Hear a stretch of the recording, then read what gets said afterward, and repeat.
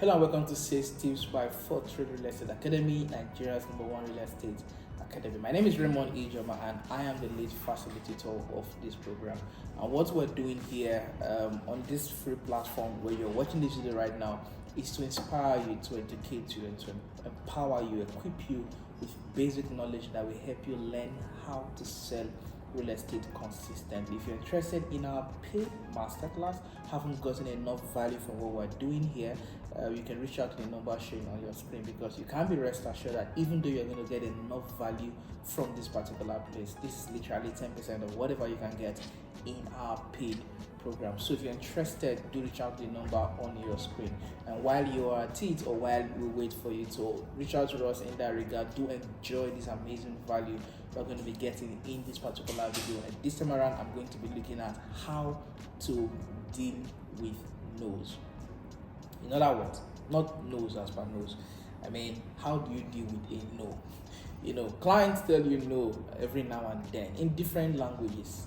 Get back to you. Sometimes when a client says I'll get back to you, the guy just told you no, I'm not interested, right? He's never going to get back. So there are different things that can lead to a no, right? And they can come in different forms and packages. But either ways, no is always a factor in real estate. That's what we're going to be looking at today very briefly. Don't forget to subscribe to the channel, like the video, drop a comment or a question that I'll be happy to address either in the comment section or do a video about it. And of course, this is a video you should share with your friend, because it definitely will help you and your friends. So let's get right into the conversation. The very first thing I'm going to have to say is the fact that you can't always get a yes. There's something that somebody said one time and it made me laugh. Even if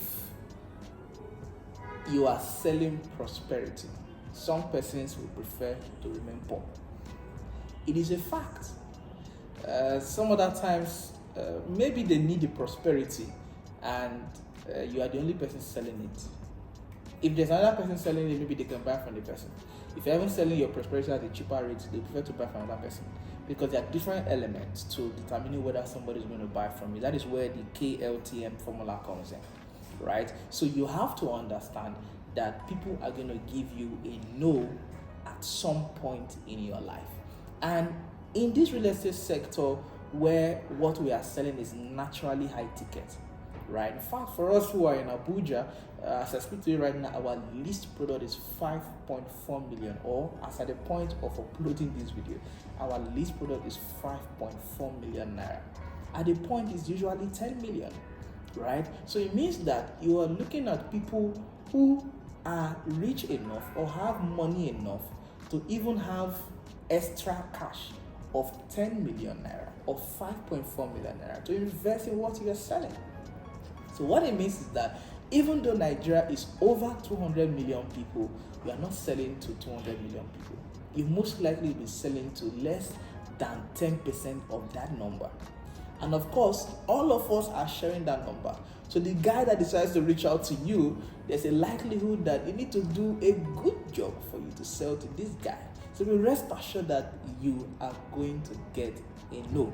You will not always get a yes. So that is the first reality check you must appreciate and accept. Now that you've accepted the fact that not everybody is going to tell you a yes, and of course it can't be always. Now that you've accepted that fact, the next question is, why did this guy tell me a no?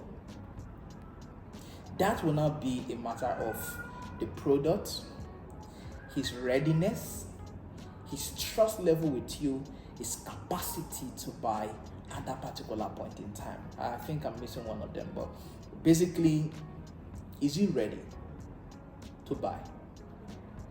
Does he trust you enough yet? Emphasis on the word yet.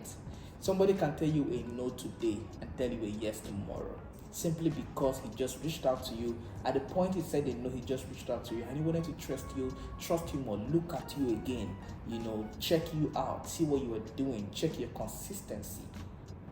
If the person doesn't find you qualified after the first no, then that no will remain the last no, and you will not find a yes from that person. But somebody can tell you a yes today, checks you out for another 1 month, and decides that I need to give this guy a yes. So either ways, you still have a role to play for that kind of person. For the other kind of person, he's not ready. It's not because of you, he's just not ready. He's interested, but he's not ready. In economics, there's something referred to as, I've forgotten that concept now.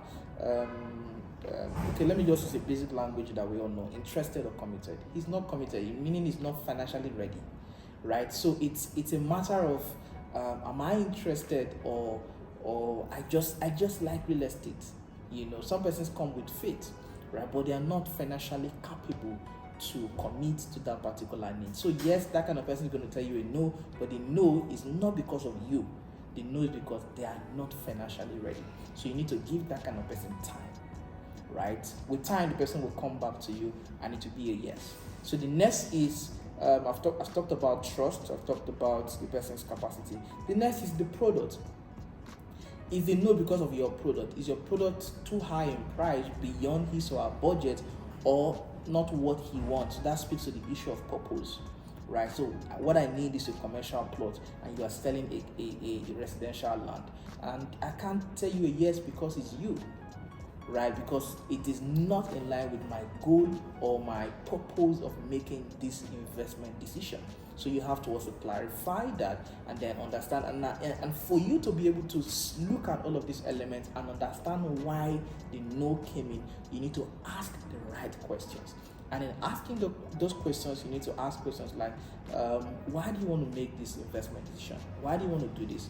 What are you looking at achieving? What do you want to buy? You want to invest for long-term investment, short-term?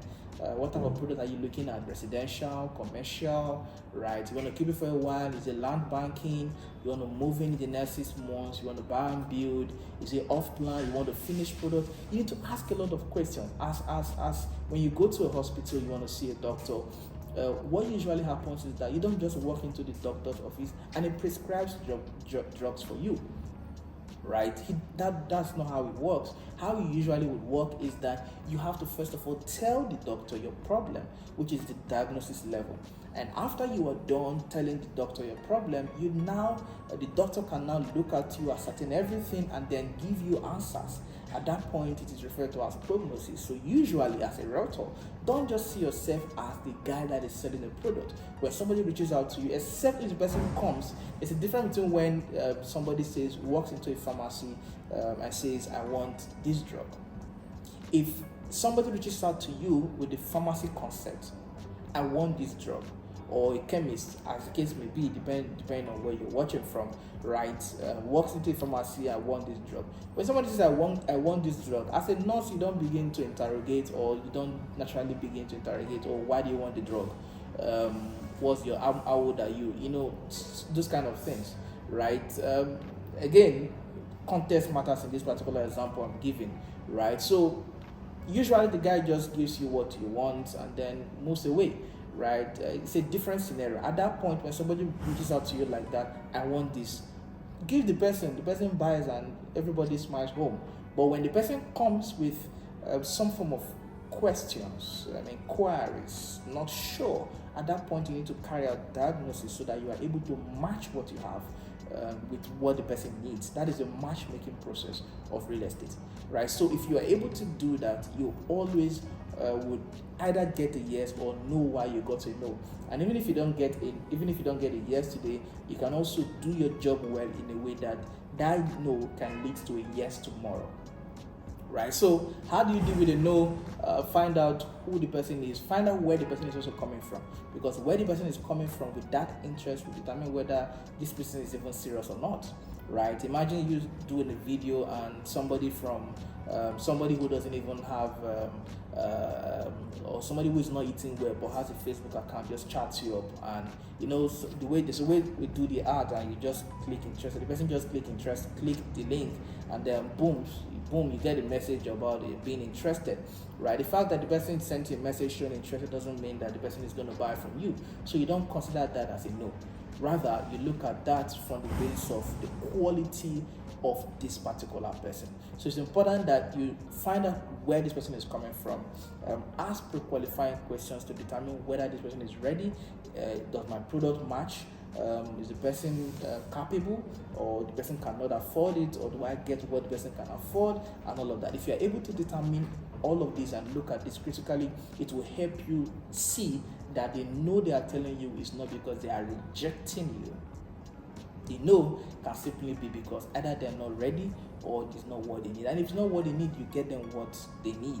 And if they can't still afford it, then that's fine, right? Again, it is real estate, it is a high ticket product, and you can't sell to everybody. Not everybody is your client, not everybody can be your client. So you have to just accept that and make peace with yourself. So yes, that's the conversation about how to deal with no's and all of that. But importantly, you have to look at all of this critically and be able to determine which context or which of the circumstances apply to the kind of no you are receiving. I'm happy to receive your questions in the comment section. If you have another question that we should deal with, I'm happy to possibly do a video about it so that you get clarity on whatever you need. This was brought to you by Fortreal Real Estate Academy, and what we're doing here is to inspire you, to help you, share tips that will help you in selling or learning or knowing how to sell consistently. If you're rather interested in a paid program, a paid masterclass where we literally hold you by the hand and teach you across over 10 hours on how to sell real estate consistently in detail with practical step by step, then the number to reach out to is right on your screen.